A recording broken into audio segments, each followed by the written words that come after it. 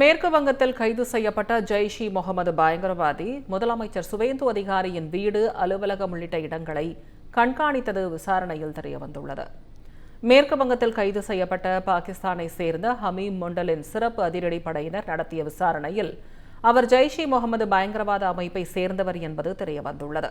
இந்தியாவில் முக்கிய இடங்களை நோட்டமிட்டு தாக்குதல் நடத்த திட்டமிட்டிருந்ததாகவும், பாகிஸ்தானின் உளவு அமைப்பான ISI அதிகாரிகள் மற்றும் நிழலுலக தாதா ஷாசாத் பாண்டியுடன் தொடர்பில் இருந்ததாகவும் அதிகாரிகள் தெரிவித்துள்ளனர்.